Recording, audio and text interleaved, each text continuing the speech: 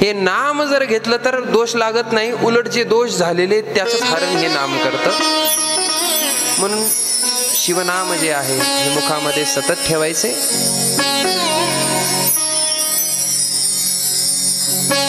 आता महाराज भगवान शंकराची जर तुम्हाला पूजा करायची असेल, आराधना करायची असेल, तर भक्ताने सांगितलं की भस्म धारण केलं पाहिजे. त्या भस्माचं काय सांगितलं या ठिकाणी? महात्म्य सांगितलं. पहिली जी विद्येश्वर संहिता आहे, तर या विद्येश्वर संहितेमध्ये भस्म महात्म्य आणि रुद्राक्ष महात्म्य आलेले.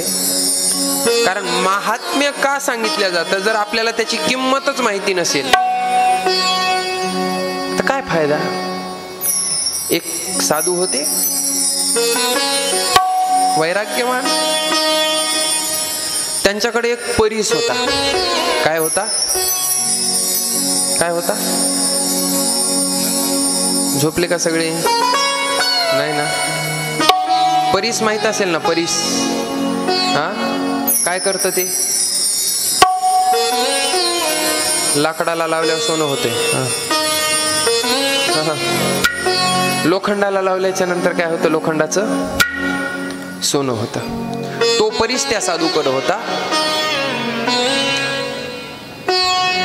आणि एके दिवशी ते, आता साधू म्हणल्याच्या नंतर महाराज, साधू हा या मोहमायेमध्ये गुंतलेला नसतो, त्याला कशाचीच घेणं देणं नसतं, तो खरा साधू.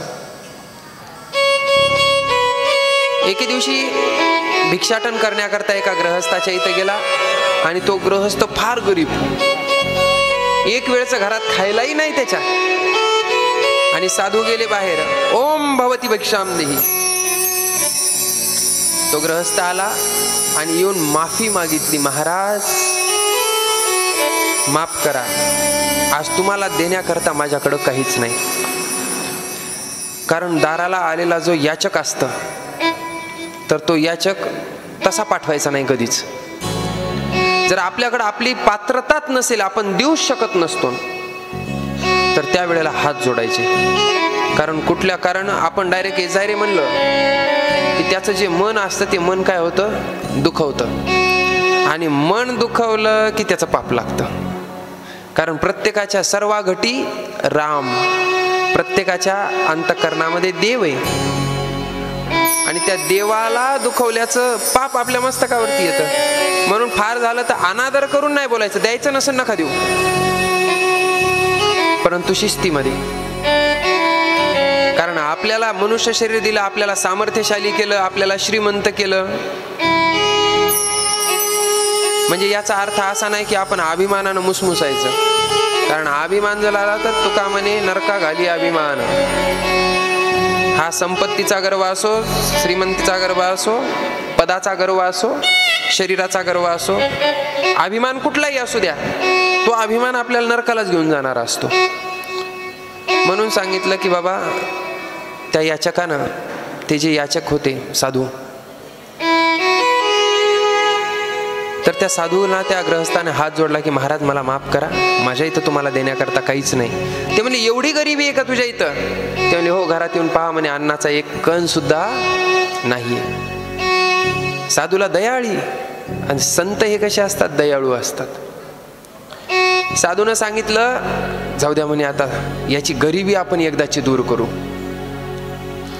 साधूनं परीस घेतला, त्याच्या हातात दिला आणि सांगितलं तुझी आता सगळी गरिबी काय होईल?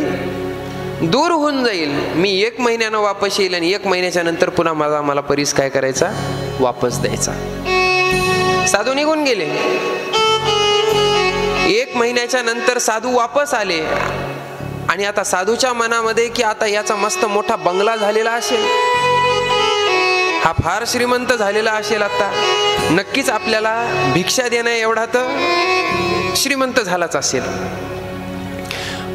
म्हणून साधू विचार करत जात आहेत. पाहतात तर काय त्याची झोपडीत दिसायली. साधूला प्रश्न पडला, अरे असं कसं झालं म्हणे. कदाचित साधूला वाटलं ह्याला लोकांना दाखवायचं नसेल की मला धन लाभ झालाय. काही लोक असते तसे की ते दाखवत नाहीत. तसं साधूला वाटलं की ह्याला दाखवायचं नसेल. साधू गेले. ओम भवती भगवती भिक्षाम देई. महाराज ते तसंच आलं ना पुन्हा, जे पहिल्या अवस्थेत होतं तसे फाटके कपडे अंगावरती, मळमळ झालेले. पुन्हा हात जोडले म्हणे साधू महाराज. आणि मग वर बघितलं, पाहिलं तर तेच साधू होते जे महिन्यापूर्वी आलते. तर काय महाराज म्हणे तुम्ही खोटं बोलता म्हणे. हे असं तर महाराज लोक नाव घालायलेत म्हणे सगळं. ते लागलं त्या महाराजालाच लेक्चर द्यायला. खोटं बोलता म्हणे तुम्ही साप. ते म्हणे काय झालं रे बाबा. ते काय ह्याचा दगड होता ते देऊन गेलात म्हणे मला, आणि दिला तर दिला म्हणे तुझं दारिद्र्य घालवीन म्हणे हे दगड. ते म्हणे हो. कशाचं दारिद्र्य घालवलं म्हणे. मी भिकारीला भिकारीच आहे म्हणे, आणखीन काहीच नाही आलं माझ्या घरात. त्याला कसं काय नाही आलं, पाहू म्हणे ते कुठे. नेलं त्यानंतर ते देवाऱ्यात नेऊन दाखवलं. हा पहा म्हणे तिथं ते देवाऱ्यामध्ये ठेवलाय ते तुमचा दगड. त्याने मूर्खा, ते दगड तुला देवाऱ्यात ठेवायला दिलता का. ते कशा करता दिलता म्हणे. इकडा दगड घेतला म्हणजे ते परीस घेतला आणि परीस घेऊन म्हणे लोखंड आहे का दाखव म्हणे. लोखंड होतं महाराज त्याच्या घरी. त्या लोखंडाला थोडासा घासला की त्या लोखंडाचं काय झालं, सोनं. ते म्हणे हे बघ म्हणे हे सोनं झालं. म्हणजे थोडक्यामध्ये त्याला त्या परिसाची काय माहित नव्हती, किंमत महिमा माहिती नव्हता, महती माहित नव्हती की हे परीस लोखंडाचं सोनं करतं. मूर्ख आहेस म्हणे तू. ते म्हणे महाराज अजिबात आपल्याला मूर्ख म्हणायचं नाही, मूर्ख तुम्ही येत म्हणे. कोणाला मूर्ख म्हणलं ते महाराजाला. महाराज म्हणले मी कस काय मूर्ख म्हणे, कारण मी तर तुला परीस देऊन गेलो. ते म्हणे नुसतं देऊन गेलात म्हणे, पण त्याचं काय करायचं ते कुठं सांगितलं म्हणे तुम्ही. नुसता दिला म्हणे, मला वाटलं पूजा करावं लागते काय की मी करत बसलो म्हणे त्याला रोज अभिषेक. मला सांगायचं ना म्हणे ह्याला लोखंडाला लावावं लागते. तसं हे पुराणकार जे आहेत ते हे ग्रंथाच्या सुरुवातीला महात्म्य सांगतात. का सांगतात तर महात्म्यच माहित नसेल तर त्या ग्रहस्थासारखं होऊन जातं आपलं काम. तसं भस्म महात्म्य माहित नसेल, रुद्राक्ष महात्म्य माहित नसते, माळीचं महत्व जर आपल्याला माहित नसेल, व्रताचं महत्व जर आपल्याला माहित नसेल, तर त्या येड्यासारखंच आपलं बी देवदेव आहे. माळ घातली का हो म्हणे, ते लोकांची बघून हे नवी घातली गळ्यात. पण त्या माळीचं काय महत्व आहे ते नाही माहित. रुद्राक्ष ते म्हणे एकमुखी रुद्राक्ष धारण केल्यावर काय होतं, दोन मुखी रुद्राक्ष धारण काय केल्यानं होतं, हे कुठंतरी ऐकलेलं असतं. ते घालतं गळ्यात. ते होतं रुद्राक्ष घातला पण म्हणे महाराज माझा रागच शांत झाला. एक आलता माझ्याकडे असाच गिराईक, शिवपुराणच होते.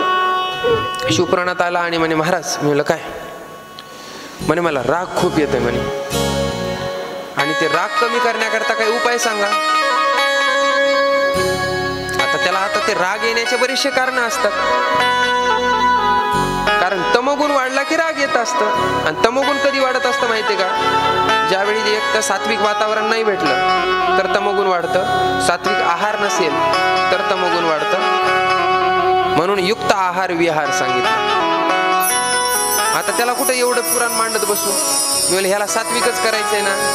मग त्याला एक रुद्राक्ष घेतला आणि त्याच्या हातात दिला आणि त्याला सांगितलं रुद्राक्ष धारण कर, राग कमी होईल. आणि जेव्हा जेव्हा रुद्राक्ष गळ्यात असेल तेव्हा तेव्हा राग करायचा नाही. लय जर चिडू लागला ना रुद्राक्ष काढून ठेवायचा आणि मग चिडायचं म्हणलं. कारण का, रुद्राक्ष गळ्यात आहे तोपर्यंत अजिबात कोणाला काही बोलायचं नाही. लयच बोलायचं असेल तर कधी बोलायचं, काढून ठेवायचा आणि नंतर बोलायचं. काही दिवस केलं त्यानं, आणि काही दिवस केल्याच्या नंतर 6 महिन्याच्या नंतर आला म्हणे महाराज 50% राग कमी झाला म्हणे आपला. मला अजून पुढच्या वर्षी कथा ठेव म्हणलं, पुढच्या वर्षीपर्यंत 100% कमी होते. फक्त एवढंच कर म्हणलं, मागच्या वर्षी पाकिट जरा कमी दिलं तर या वर्षी थोडं जास्त ते म्हणलं, म्हणजे गुण आला ना तुला. थोडक्यामध्ये रुद्राक्ष ज्या वेळेला आपण धारण करतो त्यावेळेला आपल्या मनाचा भाव बदलतो. माळ जी धारण करतो ना त्यावेळेला ती माळ काय करते, आपल्या मनाची जी भावना आहे ती भावना बदलते. आणि मनाची भावना बदलली की कृती बदलते. याच्याकरता ती महात्म्य जाणून घ्यायचं असतं. भस्म महात्म्य सांगितलं सुरुवातीला की भस्म लावत असताना, काल मी सांगितलं की भस्म तयार कसं करायचं. ते तयार केलेलं भस्म घ्यायचं आणि अगोदर 3 बोटावरती काय करायचं ते घासायचं. आणि घासल्याच्या नंतर हे त्रिपुंड काय करायचं, अशा पद्धतीनं धारण करायचं. त्रिपुंड करा किंवा ऊर्ध्वपुंड करा, कुठलाही करा पण तिलक करा. तिलक का करा त्याचं कारण आहे, कारण शरीरामध्ये 7 चक्र आहेत योगशास्त्र सांगतं, आणि 7 चक्रापैकी मूलाधार, स्वादिष्ठान, मणिपूर, अनाहत, विशुद्ध चक्र आणि एक आज्ञाचक्र इथं असतं. तर हे आज्ञाचक्र ज्ञान वृद्धिंगत करण्याचं काम करतं. आणि त्याच्यावरती जर आपण चंदन किंवा कुंकू या जर गोष्टी लावल्या तर ते त्याच्यावरती दाब पडते, प्रेशर पडतं त्याच्यावर, आणि त्यानं ते आज्ञाचक्र जे आहे तर हे काय होत असतं, ॲक्टिव्ह होत असतं. म्हणून गंध लावायचा, आपल्याला गंध लावायची लाज वाटते. लाज वाटण्याचं कारण नाही, कारण बघा तुम्ही आता आपण पाहिलो लोक शांत राहिलेत का? शांत नाही, त्याच्या मनामध्ये काहीतरी उथलपुथल चालूच आहे का? त्याचं ते आज्ञाचक्र जे ते ऍक्टिव्ह होईन झाले, ज्ञान कमी पडायले, त्याला वागण्याकरता, जीवन जगण्याकरता ज्ञान कमी पडायले, ज्ञानाची उणीव भासायला लागलेली. म्हणून भस्म हे धारण केलं पाहिजे. भस्माचं महात्म्य सांगितलं की भस्म धारण केल्याच्या नंतर जे काही आपलं पाप आहे ते पाप जाळून ते भस्म काय करतं, भस्म, त्याचं नावच भस्म आहे. भस्म जो कोणी धारण करत असेल त्याचं पाप जळून भस्म होणार. त्याच्यानंतर भस्म धारण केल्याच्या नंतर जीव हा पवित्र होत असतो, पावित्र्य येतं त्याच्यात. कारण मी अगोदर सांगितलं भस्म धारण करायचं शरीरावर, पण शरीरावर जर भस्म धारण केलं तर मनात परिवर्तन होतं. करून पहा, आपण महादेवाच्या मंदिरामध्ये गेलोत आणि भस्म काय केलं, धारण केलं. आज काय म्हणे, आज मला सोमवार आहे असं मनाने ठरवलं, आज माझा उपवास आहे, आज मला देवदेव करायचंय, आणि उपवासाच्या दिवशी वाईट कामं करायची नाही असं कोण म्हणतं? कोण म्हणतं असं? ज्यानं उपवास धरलाय त्याचं मन, ज्यानं उपवास धरलाय ना त्याचं मन असं म्हणतं. ते म्हणतं चोरी करायची नाही, खोटं बोलायचं नाही. सतत त्याच्या अंतःकरणात एक सात्विकतेचा भाव तयार होत असतं. व्रताच्या दिवशी, एकादश असू द्या, शिवरात्री असू द्या, प्रदोष असू द्या, म्हणजे मनाला सांगितलं जातं की आज व्रत आहे. सुरुवातीला मनाला काय सांगितलं जातं, आज व्रत आहे, आज शुचिर्भूत व्हायचे, स्वच्छ आंघोळ करायची, आणि आंघोळ केल्याच्या नंतर भस्म धारण करायचं. त्यानं भस्म धारण केलं की याचं मन पवित्र. इकडं शरीराला लावलं की इकडं मनाचा भाव बदलतो. गंध शरीराला लावला की तिकडं मनाचा भाव बदलतो. भस्म धारण केल्याच्या नंतर मन पवित्र होतं. त्याच्यानंतर शिव महापुराण कथा सांगते, जो कोणी भस्म धारण करतो, जो कोणी गंध लावतो, त्याच्या आयुष्याची वाढ होते. अकाल मृत्यू जे आपण म्हणतो, अकाल मृत्यू योग काही जणांच्या कुंडलीत असतं की अवेळी मरण. तर असा जो अकाल मृत्यू योग आहे, तर अकाल मृत्यू योग घालवण्याची ताकद सुद्धा कोणामध्ये, फक्त एका गंधामध्ये, म्हणजे भस्म किंवा चंदन, काही लावू शकता, पण लावणं गरजेचं आहे. आयुष्य वाढतं, त्याच्यानंतर सुख प्राप्त होतं, आणि भस्म धारण केल्याच्या नंतर मृत्यूनंतर त्याला दिव्य देह प्राप्त होतं, म्हणजे दिव्य लोकी तो जातो, असं शिव महापुराण कथा सांगते. आणि शिवाय सायुज्य नावाचा मोक्ष भस्म धारण करणाऱ्याला प्राप्त होतो. आता जे त्रिपुंड आहे, तर या त्रिपुंड म्हणजे 3 रेषा ज्या असतात, या 3 रेषेचं एक विधान सांगितलेले, एक महत्व सांगितलेले. या ज्या 3 रेषा आहेत त्रिपुंड, तर त्याच्यातली जी पहिली रेषा आहे, या त्रिपुंडामध्ये 9 प्रकारच्या देवता वास्तव्य करत असतात. ज्यानं कोणी धारण केलं तर त्या ठिकाणी 9 प्रकारच्या देवता येऊन काय होत असतात, वास्तव्य करता येत असतात.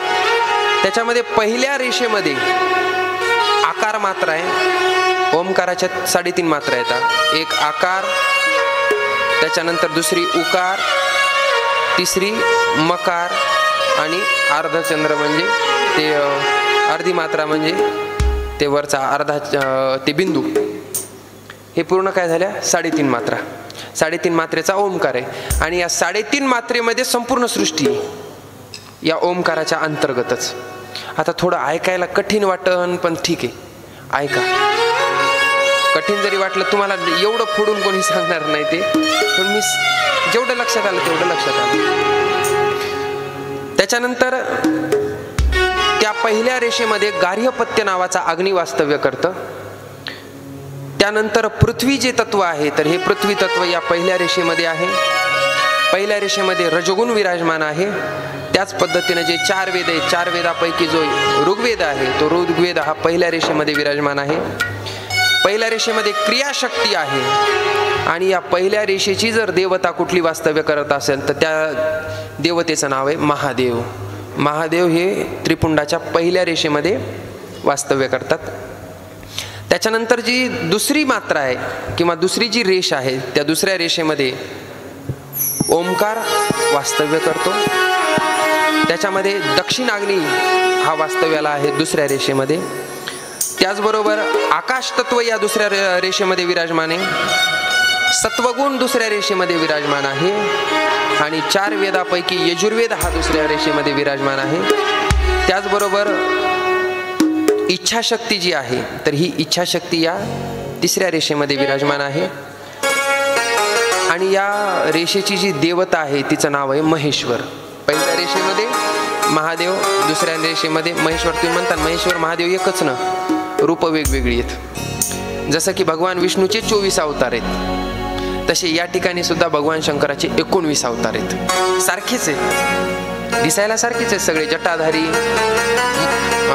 गजचर्म अंगावरती, त्रिशूळधारी, दिसायला सगळे सारखेच आहेत, पण प्रत्येक अवताराची कथा वेगवेगळ्या येतात. ज्या पद्धतीने भगवान शंकराचे आपलं भगवान विष्णूचे 24 अवतार आपण भागवतामध्ये वर्णन करतो, त्याच्यामध्ये भगवान विष्णूचाच अवतार आहे नरसिंह अवतार, वामन अवतार, कृष्ण अवतार.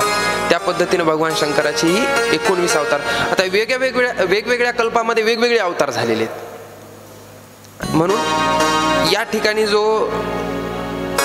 या रेषेची जी देवता आहे त्याचं नाव आहे महेश्वर. तिसरी जी रेषा आहे, तर तिसऱ्या रेषेची मात्रा आहे मकार मात्रा. त्याच्यामध्ये अवनीह अग्नी हा वास्तव्याला आहे. त्या रेषेमध्ये तमोगुण विराजमान आहे. त्या तिसऱ्या रेषेमध्ये ज्ञानशक्ती आहे. आणि 4 वेदापैकी सामवेद जो आहे तो त्या रेषेमध्ये विराजमान आहे. आणि त्या रेषेची देवता जी त्या रेषेमध्ये विराजमान आहे तिचं नाव आहे शिव. आता पहिल्या रेषेमध्ये महादेव, दुसऱ्या रेषेमध्ये महेश्वर, तिसऱ्या रेषेमध्ये शिव. म्हणजे एवढे आतापर्यंत जेवढे मी नावं घेतलेत तेवढे जण एका त्रिपुंडामध्ये आपल्या ठिकाणी येऊन विराजमान होतात. आणि भस्म लावण्याचा विधी सुद्धा सांगितला की तो विधी म्हणजे 32 ठिकाणी भस्म लावल्या जातं. 32 ठिकाणी शरीराच्या मस्तकावरती, ललाटावरती, विशुद्धी नावाचं जे चक्र आहे गळ्याला, या ठिकाणी दोन्ही कान, दोन्ही डोळे, दोन्ही दंड, त्याच्यानंतर दोन्ही कोपर, दोन्ही मनगट, त्याचबरोबर गुडघ्याच्या मागे म्हणजे पिंढऱ्याच्या तिथं आणि गुडघ्याच्या वरती, असे 32 ठिकाणी काय सांगितलं जातं, रक्षा कवच म्हणून ह्या भस्माचं एक रक्षा कवच म्हणून वापरल्या जातं. आणि प्रत्येक ठिकाणी भस्म धारण करत असताना वेगवेगळा मंत्र सांगितलेला आहे. पण आता तेवढे किचकट मंत्र काही आपल्या लक्षात राहणार नाहीत, म्हणून सगळे ठिकाणी भस्म लावत असताना एकच मंत्र सांगतो की तोच मंत्र म्हणायचा आणि भस्म धारण करायचं. रक्षा कवच चालू, म्हणजे रक्षा कवच त्याचं काय झालं, तयार झालं. त्याच्या आजूबाजूला या पूर्ण देवता काय करतात, आता कार्य करतात. विश्वास नसेल तर आजपासूनच करून पहा. म्हणजे मी आणखीन किती दिवस, आजची किती, 3रा दिवस आहे, आणखीन मी 5 दिवस आहे इथं. तर 5 दिवसामध्ये जर तुम्हाला काही जर अनुभूती आली तर ती तुम्ही मला सांगू शकता. फक्त आजपासून गेलं कीच हे काम करायचं. मंत्र सांगतो, मंत्र लक्षात ठेवा. ओम त्रिलोकीनाथाय नमः. म्हणा.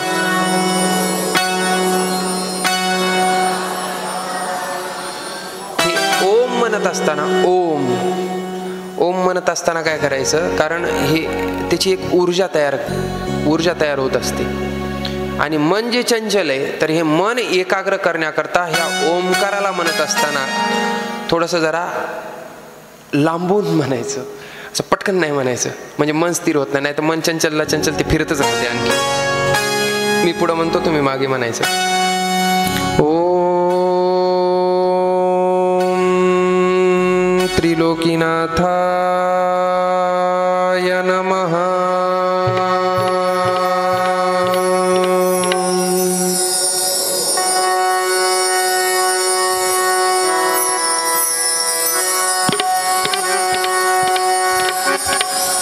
नुसता ओमकार म्हणा. मंत्र लक्षात आला ना आता?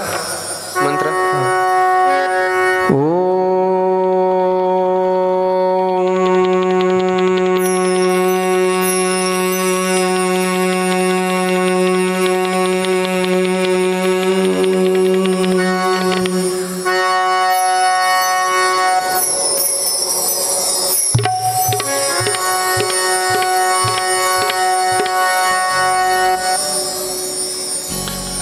अशा पद्धतीने ज्या वेळेला तुम्ही म्हणाल त्यावेळेला एक आनंदाची लहर आतमध्ये चालू होत असते.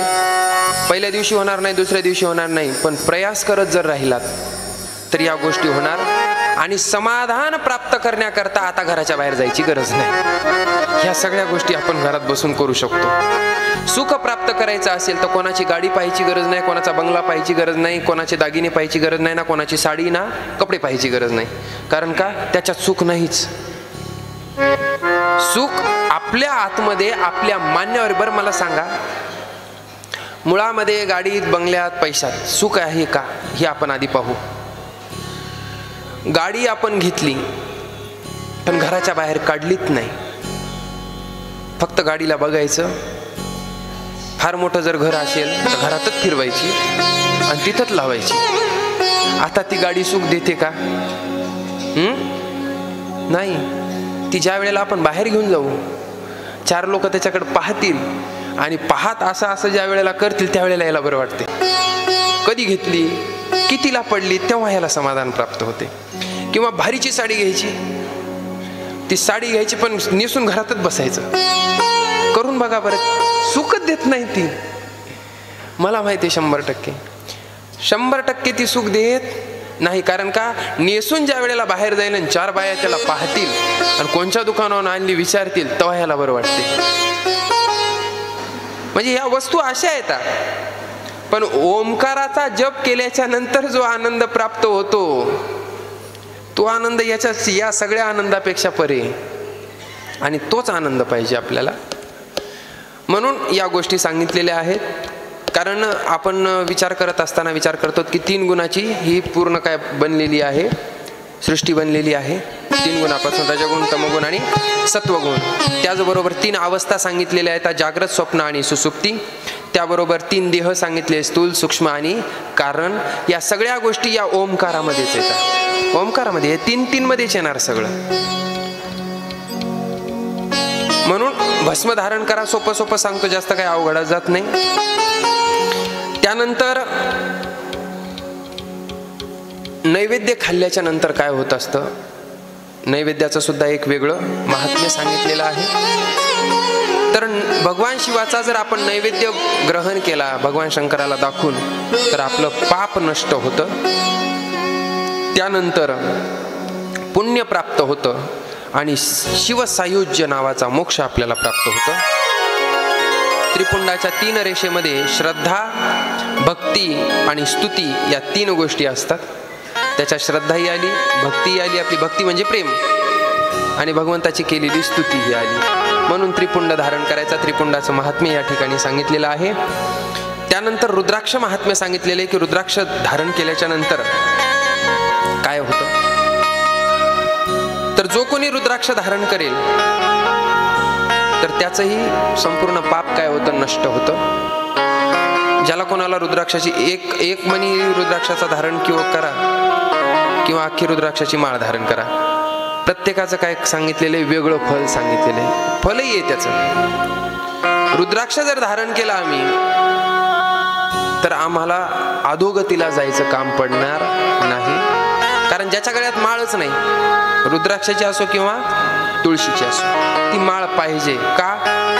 तर मागच्या वर्षी मी कदाचित सांगितलं असेल, परत सांगतो की देवाला ज्या वेळेला आपण नैवेद्य अर्पण करत असतो, तो नैवेद्य अर्पण करत असताना तुळशीचं पान काय करतो, त्याच्यावरती ठेवतो. ठेवता की नाही? आणि जर तुळशीचं पान जर नाही ठेवलं तर ते नैवेद्य भगवंताला स्वीकार होत नाही. एका दिवसाचा नैवेद्य जर स्वीकार करायचा असेल तर त्याच्यावर तुळशीपत्र ठेवावं लागतं. आणि हे शरीरही भगवंताला अर्पण करायचे. हे शरीर सुद्धा काय करायचं, आपल्याला वाटतं भगवंताने आपला स्वीकार करावा. ज्याला कोणाला असं वाटत असेल की देवानी माझा स्वीकार करावा, त्यानं गळ्यात माळ घालावी. कारण माळीचं फार महत्व सांगितले. पळे भूत बाधा भेने तेथे. माऊली सांगतात. तुम्ही म्हणता पुन्हा महाराज तुम्ही अंधश्रद्धेकडे न्यायलात का भूतबाधा? मी नेत नाही. माऊलीने हरिपाठात सांगितलं की ज्याच्या ठिकाणी निगेटिव्हिटी आहे, नकारात्मक शक्ती आहे, तर माळ घातल्याच्या नंतर ती नकारात्मक शक्ती नष्ट होते आणि त्याचे विचार सकारात्मक होतात. कारण विचार जर सकारात्मक, सुखदुःख हे विचारावर आहे, सुखदुःख हे मनावर आहे, मान्यावर आहे की आपण कशा पद्धतीनं विचार करतो. आणि त्या विचारातून आपण सुखी आहोत का दुःखी हे ज्याचं त्याला कळून येतं. निगेटिव्ह म्हणजे जे नकारात्मक विचार करतात त्याच्या शंकीत फक्त 10 दिवस राहून बघायचं. किती दिवस? 10 दिवस. जे हॅपी असते ना कायमस्वरूपी, त्यानं फक्त जे सतत सतत सतत सतत नकारात्मक विचार करतात त्यांच्या संगतीत राहायचं. काय परिणाम होते बघा. आपणही त्याच्यासारखाच विचार करायला लागतो. जे सुखी आहे ना ते बी थोडं थोडं थोडं थोडं ते दुःखाकडे जातं. आणि तेच तुम्ही काय करा, जे सकारात्मक आहेत म्हणजे संत आहेत, या संतांचं काय करा, संग करून पहा. पहा आपल्यामध्ये काय परिवर्तन होतं, विचारात काय परिवर्तन होतं. सकारात्मक विचार करायला सुरुवात करतो आणि सकारात्मक विचार केला की त्या ठिकाणी मग आनंदच आनंद आहे. म्हणून माळ धारण केली पाहिजे. या ठिकाणी रुद्राक्ष महात्म्य सांगितलेलं आहे की जे बोरा समान रुद्राक्ष आहेत. कारण रुद्राक्षाची उत्पत्ती जी आहे तर भगवान शंकराच्या नेत्रातून जे अश्रुधारा आहे, कारण समाधीमध्ये भगवान शंकर असताना जे नेत्रातून जे अश्रू पडलेले आहेत तर त्याच्यातून ह्या रुद्राक्षाची उत्पत्ती सांगितलेली आहे. आता हे रुद्राक्ष जे आहेत तर पाप नष्ट करतात, भोग आणि मोक्ष प्रदान करून देतात. शिवभक्ती करत असताना रुद्राक्ष धारण करणं गरजेचं आहे. कारण रुद्राक्ष जर गळ्यात नसेल तर भगवान शंकर आपली सेवा स्वीकारत नाहीत. त्याच्यानंतर आवळ्या समान रुद्राक्ष हे सर्वात श्रेष्ठ सांगितलेले आहेत. आवळ्या समान जे रुद्राक्ष असतात मोठे मोठे हे सर्वात श्रेष्ठ सांगितले, त्याच्यात पण वर्ग सांगितलेले आहेत. बोरा समान जे रुद्राक्ष आहेत ते मध्यम वर्गामध्ये सांगितलेले आहेत. आणि चण्या समान जे रुद्राक्ष आहेत तर हे कनिष्ठ कोटीमध्ये सांगितलेले आहेत. बोरा समान रुद्राक्ष जर धारण केले आपण तर सुख आणि समाधान आणि ऐश्वर हे प्राप्त करून देतात. त्याचबरोबर आवळ्या समान जर आपण रुद्राक्ष धारण केले तर अरिष्ट फल, जे अरिष्ट आहे म्हणजे जे वाईट होणार होतं ते अरिष्ट आपलं थांबतं आणि चांगलं फल हे रुद्राक्ष प्रदान करतात. गुंजा समान रुद्राक्ष जर आपण धारण केले तर संपूर्ण मनोकामना पूर्ण करणारे हे गुंजा समान रुद्राक्ष आहेत. म्हणजे थोडक्यामध्ये ही अशी एवढी माळ जर असेल तर ही संपूर्ण मनोकामना काय करते, पूर्ण करते. आणि शिवाय आज तुमच्याकडे चान्स होता, रुद्राभिषेक करत असताना ही माळ सिद्ध करून घ्यायची असते. मग ही रुद्राभिषेकामध्ये ती माळ काय करायची असते, सिद्ध करायची, ती माळ नंतर धारण करायची. ही गुंजा समान जी रुद्राक्ष आहे तर ही संपूर्ण मनोकामना पूर्ण करते. इच्छाच ठेवत नाही शिल्लक, देवाला काही मागावंच वाटत नाही, झाल्यानं सगळ्या इच्छा पूर्ण अशी अवस्था प्राप्त करते. आणि जसे जसे आता रुद्राक्ष छोटे छोटे होत जातील तसं तसं त्याचं फल आणखीन वाढत चालतं. आता फक्त रुद्राक्ष धारण करत असताना जे किड्यानं टोकरलेले रुद्राक्ष आहेत ते रुद्राक्ष घालायचे नाही. त्याच्यानंतर जे प्राकृतिक म्हणजे आता रुद्राक्ष तयार पण करतात काही लोक, ओरिजिनल रुद्राक्ष पाहिजे. ओरिजिनल रुद्राक्ष कसा ओळखायचं तेही सांगतो. रुद्राक्ष घ्यायचा आणि पाण्यात टाकायचा, ते तळाला जाऊन जर बसला तर तो रुद्राक्ष काय ओरिजिनल आहे. ते जर तरंगत असेल तर रुद्राक्ष ओरिजिनल नाही आहे. जे किड्यानं टोकरलेले आहेत ते रुद्राक्ष धारण करायचे नाही. ज्या रुद्राक्षामध्ये प्राकृतिक छिद्र आहे, आता हे ओवण्याकरता काय लागतं, छिद्र लागतं, ते प्राकृतिक पाहिजे. आता त्या रुद्राक्षाचे फळही भेटतात पहा, म्हणजे ते फळ घेतलं म्हणजे ओरिजिनल ते आपलाच घासायचा, साफ करायचा आणि आपण घालायचा. हरिद्वारकडे भरपूर भेटतात. नाही तर आता सगळा बाजारच झालाय महाराज, का डुप्लिकेट काही भेटायले, काही म्हणून काही विकायले तर व्यवसाय चालू करून टाकलाय. पण ते नकली असेल तर त्याचं फल नाही लागणार. म्हणून प्राकृतिक छिद्र पाहिजे त्याच्यामध्ये हे सांगतात. त्याचबरोबर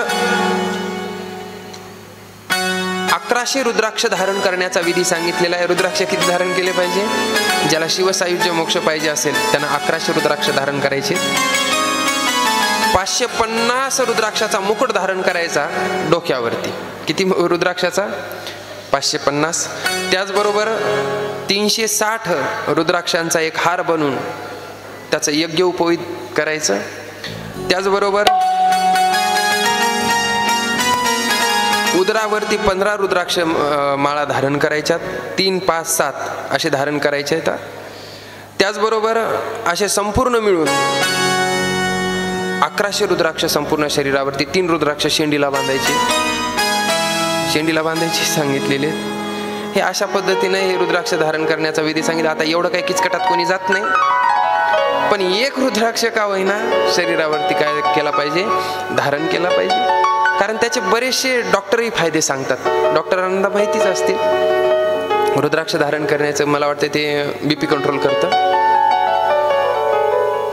शरीराकरताही चांगलं आहे आणि आपले विचार परिवर्तित करण्याकरताही चांगलं आहे. ज्याला असं वाटतं की खूप जगावं त्यानं सात्विक राहावं, आणि जेवढा सात्विक असेल तेवढी त्याची आयु वाढणार. कारण जेवढा भोगी तेवढा रोगी. जेवढे जास्त भोग घेऊन आपण तेवढे रोग जास्त, आणि जेवढे रोग जास्त तेवढं पटकन जाणार. म्हणजे ज्याला जास्त जगायचं असेल, किती जणाला जास्त जगायचं? हात वर करा. सगळ्यालाच जगायचे, मरायचे कोणाला वाटते? फक्त एवढंच आहे म्हणा महाराज की हात वर करायचे नाही आम्हाला. जगायचं सगळ्यांनाच. सात्विक जगा, कारण सात्विकता जर असेल तर 100% आयु मर्यादा वाढते. त्याच्यानंतर एकमुखी जो रुद्राक्ष आहे, तर हा एकमुखी रुद्राक्ष शिवस्वरूप आहे, साक्षात शिवस्वरूप. हे एकमुखी रुद्राक्ष लवकर भेटत नाही. एकमुखी रुद्राक्षही लवकर भेटत नाही आणि एकमुखी माणूसही लवकर भेटत नाही. दोन्ही गोष्टी मिळायला जरा कठीण येतात. कारण एकमुखी माणूस म्हणजे तुला वाटतं का दोनमुखी म्हणजे मागून एक तोंड, इकडून समोरून एक तोंड, ते ब्रह्माजी सारखं? असं काही नाही. तोंड एकच असणार, पण एका तोंडानं जे बोललं ते कधीच करणार नाही. ते एक बोलणार आणि एक करणार. म्हणून एके ठिकाणी सांगतात ना, बोले तैसा चाले त्याची वंदावी पाऊली. म्हणजे एकमुखी म्हणजे काय? तुमच्याकडून जर बोललं ना त्यानं तुमच्याकडूनच बोलायला पाहिजे शेवटपर्यंत. पण काही लोक कसे असतात, तुम्ही आलात तुमच्या तोंडापुरतं बोलणार, दुसरा कोणी आला त्याच्या तोंडापुरतं बोलणार. ही अशी क्वालिटी असते. मग माणसातही असते आणि रुद्राक्षात पण असते. आणि तो एकमुखी रुद्राक्ष म्हणजे साक्षात शिवस्वरूप आहे. त्याच्यानंतर जे 2मुखी रुद्राक्ष आहेत त्याला देवेश्वर म्हणतात. 3मुखी रुद्राक्ष साधन फल आहे. 4मुखी रुद्राक्ष ब्रह्मदेवाचं प्रतीक आहे.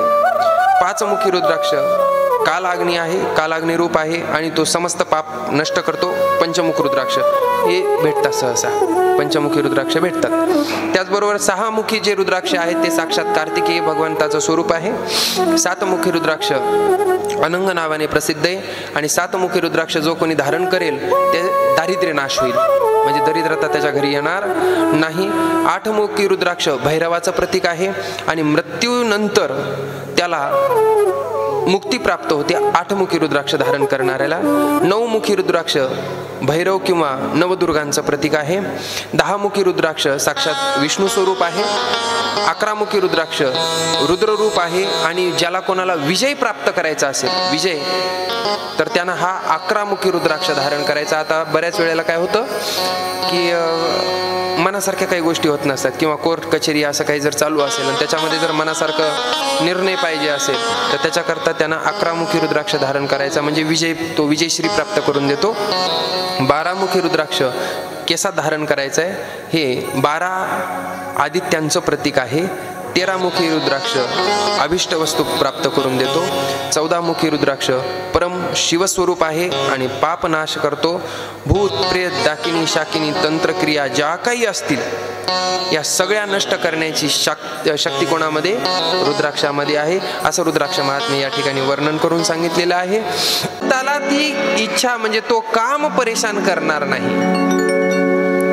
काम विजयी जर व्हायचं असेल, कामावरती जर विजय प्राप्त करायचा असेल तर जो कोणी निष्ठेनं श्रद्धेनं भगवान शंकराची भक्ती करेन, आराधना करेन, ध्यान करेन, तो काम विजयी होईल. ज्या पद्धतीनं भगवान शंकर काम विजयी आहेत त्यांनी काम जाळून भस्म केला. उद्याच्या चरित्रात आपण पाहणार आहोत.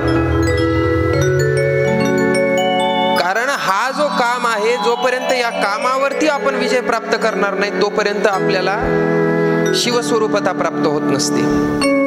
कारण या कामाने चांगल्याला काय केलेले, परेशान केलेले. असं सांगितल्याच्या नंतर सुत महाराजांना प्रश्न विचारतात, महाराज काम एवढा खतरनाक आहे का? ते म्हणे हा, विद्वान लोक या कामाने काय केले म्हणे, भरी पाडले. ते म्हणे विद्वानापैकी असा कोणचा विद्वान होता म्हणे की जो ज्याला कामाने काय केलं, नाचवलं. ते म्हणे देवर्षी नारद तर सर्वांना माहिती असतील. आता देवर्षी नारदांचा अधिकार काय थोडा आहे का महाराज? भागवतामध्ये भगवान विष्णूच्या 24 अवतारापैकी नारद हे सुद्धा भगवान विष्णूचा अवतार आहे. या नारदांना कामाने सोडलं नाही.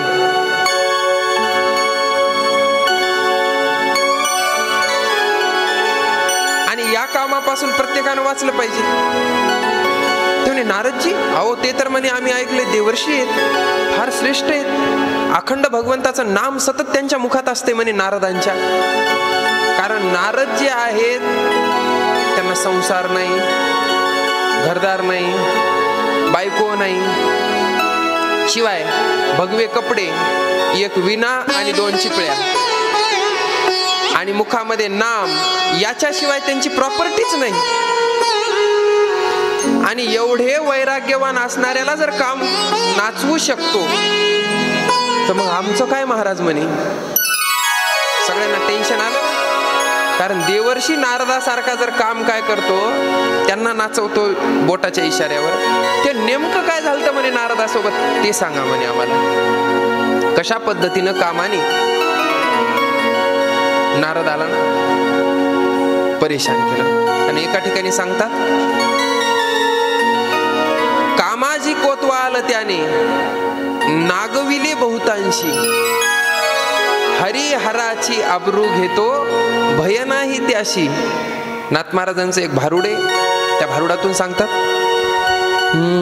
जोहार माय बाप जोहार काया पुरीचा, जोहार माय बाप जोहार काया पुरीचा, जोहार माय बाप जोहार मी काया पुरीचा, जोहार माय बाप जोहार काया पुरीचा, या काया पुरीचा, मी काया पुरीचा, काया पुरीचा, मी काया पुरीचा, जोहार माय बाप जोहार या काया पुरीचा, जोहार माय बाप जोहार काया पुरीचा, जोहार माय बाप जोहार या काया पुरीचा, जोहार माय बाप जोहार या काया पुरीचा.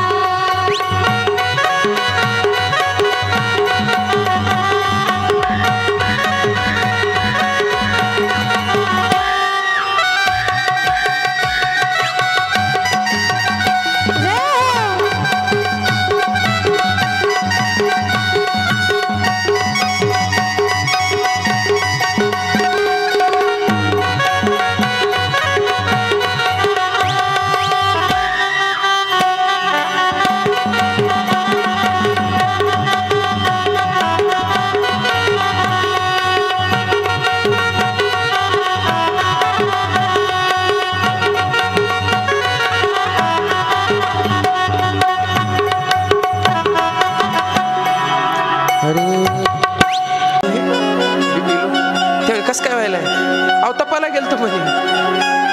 कुठे गेलतो? आता चालू झाला, आता मुद्दा भेटला सांगायला. तपश्चर्येला गेलतो म्हणले. काय खायला प्यायला काय थोडीच असते म्हणे तिथे व्यवस्थित. तुम्हाला काय सांगू म्हणे भगवान, अहो ज्या कामाने तुम्हाला हरवलं ना म्हणे, त्या कामाला मी विजयी केलं, मी काम विजयी झालो. सांगितलं, नको सांगू म्हणले, सांगितलं.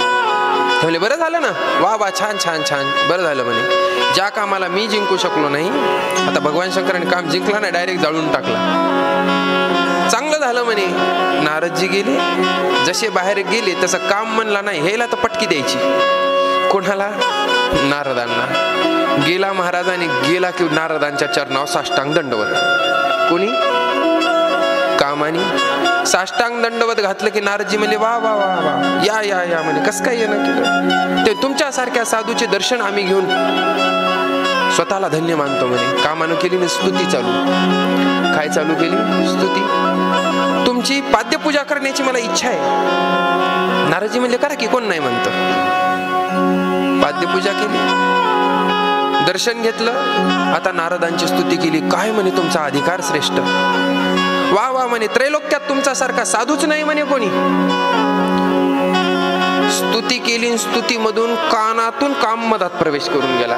कारण स्तुती ऐकणं लय खतरनाक असतं. स्वतःची स्तुती स्वतःच्या कानानं कधीच ऐकायची नाही. आणि नारदजी तीच चुकी करू लागली ना. अभिमान वाढायला. मला तुम्हाला हार घालायचा आहे म्हणे. आता हार घालायचा म्हणजे वाकावं लागल ना. आणि जसा हार असा समोर घेतला कामाने की नारद वाकले. काम म्हणला झालो मी विजयी. नारदाला वाकवलं आणि स्तुती करून कानातून प्रवेश करून गेला काम अंतःकरणात. आता भक्ताला झालेला अभिमान देवाला सहन होत नाही. कारण एवढा श्रेष्ठ भक्त आहे, अभिमानानं वाहत चाललाय.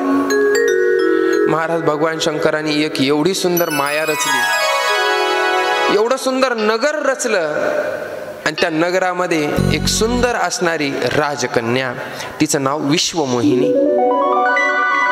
कारण तिला जर पाहिलं की कोणी पाहतच राव, एवढी सुंदर. आणि ती उपवर झालेली. आणि नारदांची स्वारी नारायण नारायण करत त्या नगरीमध्ये गेली. राजानं नारदांचं आदरातिथ्य केलं. नारदांना आसन दिलं बसण्याकरता. यथाविधी पूजा केली नारदांची. आणि नारद म्हणजे आता ज्योतिषशास्त्राचे तज्ञ. कारण ज्योतिषशास्त्रच नारदापासून आणलेले पूर्ण. आता कोणीही महात्मा जर घरी आला तर पहिलं काय करते माणूस? संसारातलेच घराणे सांगते त्यांना की असं झालं, तसं झालं, हे झालं, ते झालं. हे कॉमन आहे. कोणी बघा तुम्ही तेच सांगणार. भजन कसं करायचं, काय करायचं हे नाही विचारत कोणीच. हात बघा, पाय बघा, कपाळ बघा, डोकं बघा, हेच. तू तुझं प्रारब्ध घेऊन आलेला आहेस. तू त्याचं कर्म घेऊन आलेस आहे. ते कर्मानुसारच सगळ्या गोष्टी होणार आहेत. कर्म आपण कर्म परिवर्तित करू शकतो ना. सात्विक जर आचरण केलं तर ऑटोमॅटिक भाग्यरेषा सुद्धा बदलतात. नाही बदलत असं नाही, पण त्याच्याकरता कर्म तसं पाहिजे. प्रमाण आहे त्याला. एका जनार्दनी भोग प्रारब्धाचा हरिकृपेत्याचा नाश झाला. म्हणजे प्रारब्ध तर भोगूनच सारावं लागतं. पण भगवंताचं जर भजन केलं तर हातावरच्या रेषा सुद्धा चेंज करण्याची ताकद भजनामध्ये.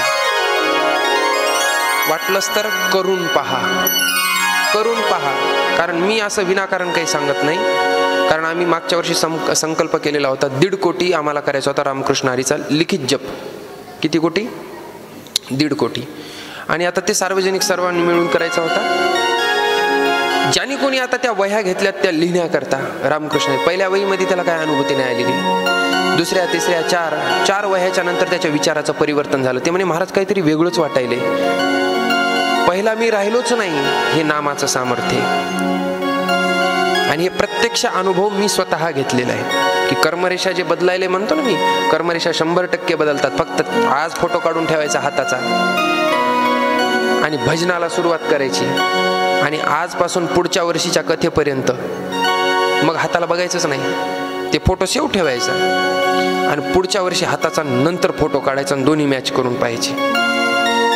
काय त्याच्यात चेंजेस दिसतात ते चेंजेस तुमचे तुम्हाला कळून येतात. म्हणजे प्रारब्ध सुद्धा चेंज करण्याची ताकद नामामध्ये. एवढी ताकद, एवढं नामस्मरण कलियुगामध्ये श्रेष्ठ सांगितलेले. म्हणून नामस्मरण करायचं, सगळं भाग्य बदलतं. तसं महाराज नारदजी आलेले. त्या राजाने कुंडली घेतली आपल्या मुलीची आणि नारदांच्या हाताची. नारदांनी सांगण्याकरता सुरुवात केली, भाग्यवान आहे, सुशील आहे, विश्वाचा मालक हिचा पती होणार आहे. कोण? विश्वाचा मालक. लग्नाचा योग कधी आहे बघा ना म्हणे महाराज. ते म्हणे लागलीच दिसायला म्हणे या 8 दिवसातच. कशाचा योग? लग्नाचा. आता ते खुश झाले ना. आणि खुश झाल्याच्या नंतर जिची पत्रिका होती ती आली नारदांच्या पाया पडायला.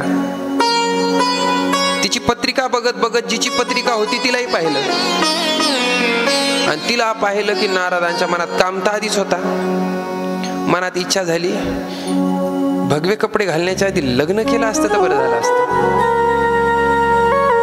काय झाली? इच्छा मनात उत्पन्न, आणि तिथून निघून गेले. आता नारदजी निघाले, पण आता नारायण नामच नाही, आता विश्वमोहिनी डोक्यात.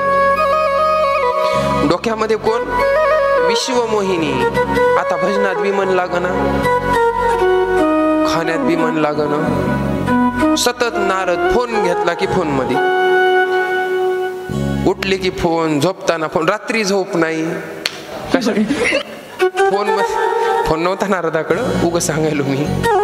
थोडक्यात मला एवढं सांगायचे की काम मधात प्रवेश करून गेल्याच्या नंतर कशातच चित्त लागत नाही. आता नारद जे अखंड भजन करणार आहेत त्यांचं भजन सुटून गेलं. आता भजन सुटून गेल्याच्या नंतर गेले बाबा. आता विचार सतत ती विश्वमोहिनी ध्यानात, विश्वमोहिनी ध्यानात, कारण तिचं सौंदर्य नारदांच्या नजरेसमोरूनच जाईना. ते जाऊ द्या, जे होईन ते होईन. आपल्या मनाचे जे काही भाव असतात ते भाव आपलं जे आराध्य, आपलं जे इष्ट आहे त्यांना सांगायचे असतात. जे मनात चालले ते मित्राला सांगायचे असतात, जे सख्खा मित्र आहे त्याला. ते आता नारदांचा मित्र ते सगळं नारायण. माता ही तू, पिता ही तू, त्वमेव बंधू पिता त्वमेव तू, सगळं तुम्हीच. ते म्हणे चला आता आपल्या मनातला भाव नारायणालाच सांगावं लागतं, दुसरं कोणाला सांगावं लागत नाही. नारदजी गेले आणि नारायणासमोर जाऊन उभं राहिले फक्त. आता देवाला काय सांगायची गरज असते का? पण देवही महाराज लगे भक्ताची परीक्षा पाहतो, मजा घेतो. देवाला सगळं माहिती होतं काय चाललंय. आता देवाने सांगितलं, नारद आज कमाल झाली म्हणे. ते म्हणे काय? ते म्हणे तुम्ही आधी येण्याच्या आधी तुमचं नाम कानावर येते, आज नाम नाही. ते म्हणे जाऊ द्या म्हणे, देवा काय सांगा आता, मी टेन्शन मध्ये म्हणे, मी थोडं काय टेन्शन मध्ये. ते म्हणे कशाचं टेन्शन? तर तुम्हाला सांगून काय फायदा म्हणे आहे. ते म्हणे अरे सांग, तुझं टेन्शन जर हलकं करता आलं तर मी करतो हलकं. नारदांनी सांगायला सुरुवात केली, देवा त्याने बोला ना, तुम्हाला सर्दी जर झाली तर गोळी आणून द्यायला, पाणी आणून द्यायला लक्ष्मी माता येतात. पाय दुखू लागले तुमचे, पाय त्या दाबतात. कीर्तनाला जर गेलात उभं राहून जर कंबर दुखली, कंबर दाबतात. आता हेच बरं नाही, ह्याच्यात सगळी संन्याशी येतात. वाजून जर समजा हात दुखू लागले, हात दाबतात. नागरगोजे महाराजाचा गाऊन जर समजा गळा दुखू लागला तर गळा बी दाबून देते. म्हणजे गळा तसा नाही दाबायचा, झेंडू गळ्याला लावून देतात. ते म्हणे तसं मला एवढं फिरून सांगू नको म्हणे, नीट सांग म्हणे काय पाहिजे काय नाही पाहिजे. म्हणे बायको पाहिजे. कोण? जे ब्रह्मचारी आहे त्यांनी डायरेक्ट देवाला काय मागितली आता? बायको. देव उठून उभं राहिले. ते म्हणे काय बायको पाहिजे? कुठे गेलतात म्हणे? ते म्हणे गेलतो त्या राज्यामध्ये, त्या विश्वमोहिनीच्या. मग ते म्हणे ती विश्वमोहिनीच आवडली म्हणे, तिच्या बरोबरच विवाह करायचा. आता देवाच्या लक्षात आलं भगवान शंकराकडे हे गेलं तर काही म्हणे, आणि जे करू नको म्हणलं ते अगोदर केलं असेल म्हणे. भगवंताने मजा घेतली. आता भगवान म्हणले मग काय पाहिजे? काय नाही म्हणे. आता ती विश्वमोहिनी बरोबर लग्न करायचं म्हणल्यावर ती राजकन्या आणि चिपळ्यावाल्याला आणि इण्यावाल्याला कोण देणार? मग काय करू म्हणे ते सांग. आता ज्याच्याकडे काहीच नाही, नारदाची दुसरी प्रॉपर्टीच नाही, आणि सध्या लग्न करायचं म्हणजे ते पोरग कसं का असेल काय बघायले प्रॉपर्टी. मला एक कळत नाही नेमकं तुम्ही लग्न पोरासोबत करतात का त्याच्या प्रॉपर्टी सोबत करतात? कारण कुठेही जरी गेलं तर सुरुवातीला विषय काय चाललाय? पोरग काय करतं? सर्व्हिसला आहे का? ते गव्हर्नमेंट पाहिजे. शेती आहे का? हो. त्याच्यानंतर शेतीत जायचं नाही पण शेती पाहिजे. कामाला नाही जायचं मला, शेती पाहिजे. बंगला आहे का? गाडी आहे का? पुन्हा पोरग एकुलते एक आहे का? आणि ते सगळं असून पुन्हा काय पाहिजे? त्याच्या घरात कोणीच नसायला पाहिजे. फक्त मुलगा आणि मुलगी, बस एवढंच पाहिजे. कारण आमच्या इकडे चालू आहे सध्या हेच. जास्त असं मोठा परिवार असं ना, त्या परिवारात पोरगी देणं म्हणजे काम लय करावं लागते. तसं महाराज आता नारदजी म्हणले मला लग्न करायचंय म्हणे, पण लग्न करायचं म्हणल्यावर ते म्हणे काय पाहिजे, कारण नारदानीच पत्रिका पाहिलेली होती आणि त्या पत्रिकेत चांगलं लिहिलेलं होतं की हिचा जो होणारा पती असणार आहे तो पती सर्वात श्रीमंत असणार आहे. आता नारदाकडे तर कुठली श्रीमंती दिसणे याच्यातली, ती म्हणे काही करायचं नाही म्हणे, आता सर्वात सुंदर आणि सर्वात श्रीमंत जर कोण असेल तर नारायण. ते म्हणे काहीच नाही म्हणे, तुमचं फक्त हरिरूप द्या मला. काय करा, हरिरूप. आता म्हणताना म्हणून गेले, पण गडबडीमध्ये माणसं काही काही चुकीचं म्हणून जातात. भगवान म्हणले तथास्तु. तथास्तु म्हणल्याच्या नंतर आता नारद एवढे उड्या मारायला लागले, ते भगवं वस्त्र गेलं, मस्त पितांबर आला, हे भरजरीत सगळे दागिने दिसायला लागले अंगावरती. आणि नारद आता मोठ्या थाटामध्ये कुठं निघाले, त्या विश्वमोहिनीचा जिथं स्वयंवर आहे त्या स्वयंवरामध्ये. त्या विश्वमोहिनीच्या स्वयंवरामध्ये नारदजी थाटात निघालेले आहेत. सगळे राजे रजवाडे सगळे येऊन त्या ठिकाणी विराजमान आहेत. आणि नारदजीची एंट्री नंतर झालेली. सगळे लोक नारदाकडे पाहिलेत. नारद म्हणले आज मी सुंदर दिसायलो म्हणे तेवढा सगळ्यांपेक्षा, म्हणून पाहत असतील. सगळे पाहिलेत आणि नारद थाटात गेले आणि आसनावर जाऊन बसले. बसल्याच्या नंतर कारण हरिरूप प्राप्त झालं, सर्वात सुंदर कोणीच नाही त्याच्यासारखा दुसरा दिसायला विश्वामध्ये, एवढा सुंदर आहे ना तो.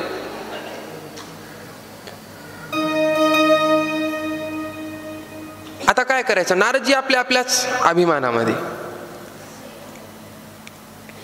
म्हणून आता काय करावं, स्वयंवराकरता ती विश्वमोहिनी आलेली आहे. तिने एक एक राजे पाहिले, सगळ्यांना ती नकार देत चाललेली आहे. तेवढ्याच इथं नारदांच्या बाजूला 2 शिवदूत येऊन बसले तिथं. आणि शिवदूत आले आणि आल्याच्या नंतर त्यांनी काय करायचं, नारदाच्या तोंडाला पाहायचं आणि हसायचं दोघांनी एकमेकात बोलून. फक्त त्या शिवदूताचं तेवढंच काम, नारदाकडे पाहायचं आणि एकमेकाच्या कानात बोलायचं आणि हसायचं. नारदजीला प्रश्न पडला, हे माझ्याकडे बघून काऊन हसायलेत.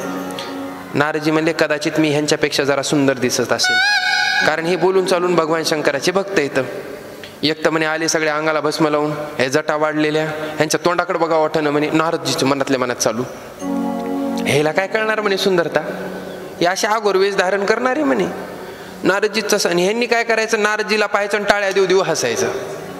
आता नारदजीला कळलं नेमकं हसायलेत का. नारदजी म्हणले जाऊ द्या म्हणे, ती भगवान शंकर जशी आहेत तसं ह्याचं गणही तसंच आहे म्हणे. काय काय असं कुठं कळत नाही म्हणे, 4 लोकात बसायचं कळत नाही, उठायचं कळत नाही, वागायचं कसं काही कळत नाही म्हणे. ही असेच आहेत म्हणे. विश्वमोहिनी आली महाराज कोणासमोर, नारदांसमोर. आणि नारदासमोर आली, असा हार घेतलेला होता, वर पाहिलं की विश्वमोहिनी बी हसायला लागली. आता हे तर दोघं हसूच लागले, पण जिच्यासोबत लग्न करायचे तीही हसायला लागली. आता मात्र नारदाला प्रश्न पडला की ही का हसती.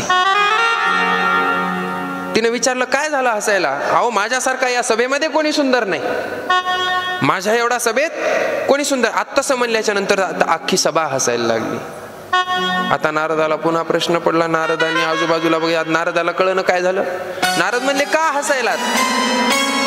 ते शिवदूत, शेवटी शिवदूतच ते बाजूला होते, ते म्हणले टाळी मारली हसतच सांगायला लागले, अरे माकड तोंड्या, आरशात जाऊन तोंड बघ म्हणे तुझं. कोणाचं. आता तसं म्हणल्याच्या नंतर नारदांचा अहंकार दुखावला. डायरेक्ट माकड तोंड्यास म्हणलं म्हणे मला. नारदांनी आरशात पाहिलं तर खरंच माकडाचं तोंड नारदांना. आता महाराज एवढा राग आला नारदांनी पहिले शाप दिला त्या 2 शिवदूतांना, जा म्हणे तुम्ही दैत्य व्हाल. आणि तसेच रागा कुठं निघून गेले, वैकुंठात गेले. गेल्या देवालाच बोलायला सांगितलं, अरे तू माझा विश्वासघात केला, तू माझ्या पाठीवर खंजर मारला, तुला द्यायचंच नव्हतं तर सरळ सांगायचं म्हणे, माझा अपमान 4 लोकात केलास म्हणे, तुला मी हरिरूप तुझं रूप मागितलं, तू मला माकडाचं तोंड दिलं.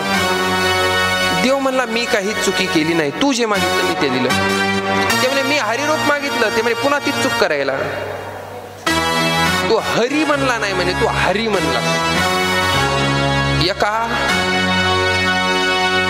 लिहिण्याचा फरक. हरी हे झालं भगवान विष्णूचं नाव आणि हा हरी हे झालं माकड. मग हे म्हणताना काय म्हणून गेलते? हरी. ते म्हणले तू जे मागितलं मी ते दिलं. तसं म्हणल्याच्या नंतर महाराज भगवान विष्णूलाही शाप देऊन टाकला.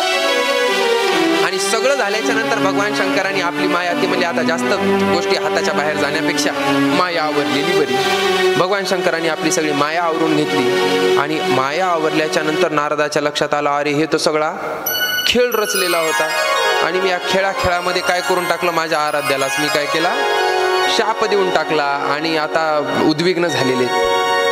आणि नारदजी आता शिव या कृत्यातून लाजिरवाणे झाले, स्वतःची लाज वाटायला लागली. काय करू म्हणे. ते म्हणे काय नाही, जेवढे काही पृथ्वीवर ते तीर्थ आहेत त्या तीर्थाचं भ्रमण करा. आणि हे तीर्थाचं भ्रमण करत असताना शिवपूजेचं महत्त्व सांगितलेले, जी काल मी कथा सांगितली तुम्हाला भगवान विष्णूच्या आणि ब्रह्मदेवाच्या वादाची, ती कथा परत या ठिकाणी येते. त्याच्यानंतर शिवतत्व वर्णन करून सांगितलं. भगवान शिवजीकडून हरीला वरदान, श्रीहरींना. त्याच्यानंतर शिवपूजन वर्णन करून सांगितलं आणि या ठिकाणी आल्याच्या नंतर जलाधारीचं महत्त्व सांगितलेले, पुष्पाचं महत्त्व सांगितलेले. त्याच्यानंतर भगवान शंकराला जे जल आपण अर्पण करतो त्या जलाचं काय महत्त्व आहे ते महात्म्य सांगितलेलं आहे. आता हे पूर्ण विस्तारात सांगण्याकरता, कारण मी पहिल्या दिवशी सांगितलं श्रीमद भागवत पुराण 18,000 श्लोकाचा असून देखील 7 दिवसात पूर्ण होत नाही. आणि हे शिव महापुराणामध्ये 24,000 श्लोक आहेत. जेवढे भगवान शंकर आपल्याकडून वर्णन करून घेतील, जेवढं वर्णन तेवढं आपण करण्याचा प्रयत्न करू. ज्याला या सगळ्या गोष्टी आणखीन डीपमध्ये जाणून घ्यायच्या असतील त्यांना हा ग्रंथ विकत घ्यायचा आणि तुम्ही घरी वाचू शकता.